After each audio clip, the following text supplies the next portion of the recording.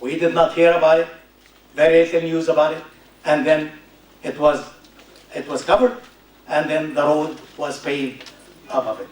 So this is the way that archaeology has been used, and thank God for many Israeli archaeologists, people of integrity, who have also been witnessing to much truth against government, the way the government has used archaeology. Okay, I want to mention the last part now. Maybe before I do that, yes, I want to talk about the Bible as has been used as a tool of empire.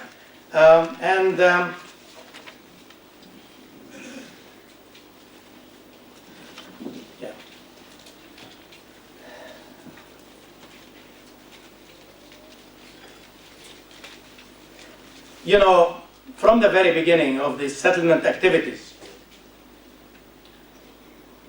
when people try to challenge some of the settlers about the land, and aren't you? I mean, you're living on Palestinian land. You know, why did you take this? This land does not belong to you. This is a violation of human rights and political rights of the people. Their answer would be, and many of you know this, they would tell you flat out, we're not interested in human rights, we're interested in divine rights. Again, a reference to the way they would read the Bible. Many of these ideological settlers are clear in their answers. They would say that the Torah mandates two solutions for the people of the land. They would see us as the Canaanites. And so they say, the Torah says there are two solutions to the people of the land.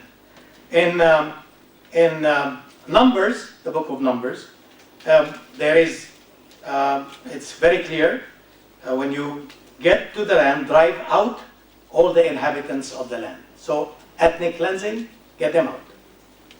The second solution, which is found in the Bible, thank you, is total extermination. You shall annihilate them just as Yahweh, your God, has commanded. So Ben-Gurion, the first Prime Minister of Israel, said, the Bible is the Jews' sacrosanct title deed to Palestine with a genealogy of 3,500 years. A few weeks ago, some Zionist rabbis were promoting the setting up of concentration camps in Israel.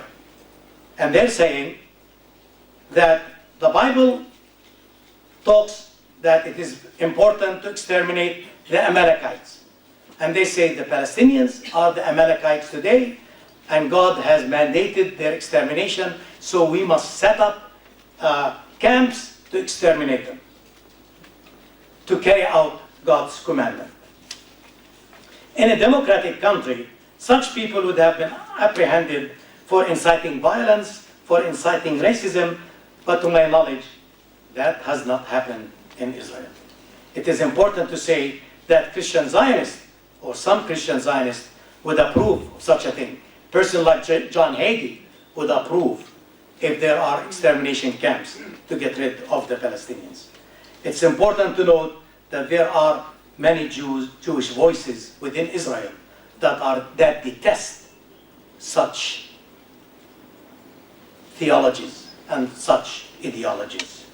And unfortunately, their voices are not heard that much, but they exist. And we work with them, and thank God for them.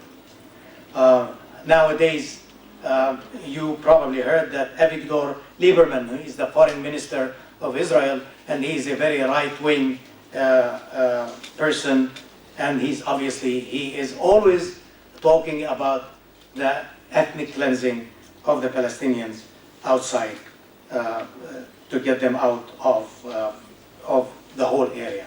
So, in conclusion, what should be our response?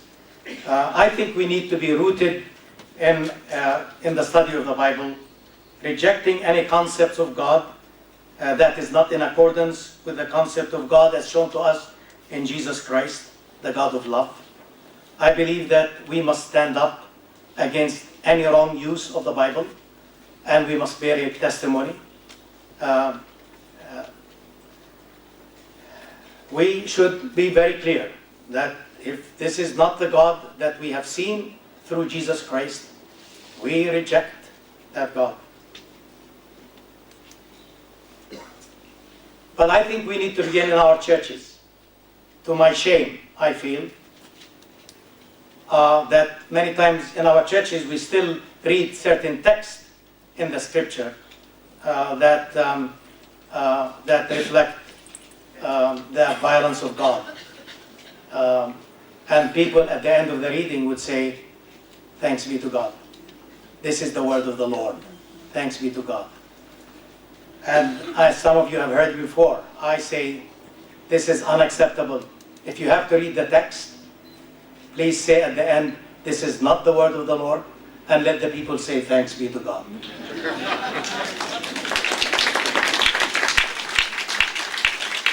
So we need to be very discerning when it comes to the lectionary, to the readings, both theologically and spiritually. I hope this the lectionary that we have now will be changed, and I think we need to push for its change. So finally, let me just say, the authentic God of the Bible is the God of love, who loves all people equally, an inclusive God who calls us to love our neighbor, even our enemy, and challenges us to work for peace based on justice. This is the God that is worthy to be loved and worshipped. Thank you very much.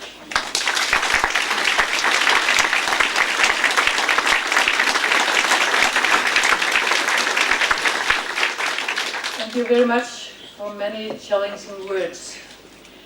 And we will have now some time for questions, and I say questions, not statements.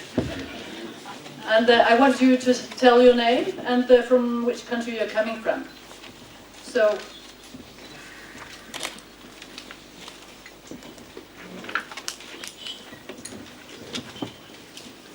my name is Henry. Today I can agree with a lot of what is said by the speakers, but I feel a little uneasiness in relation to the concept of empire. What do we mean by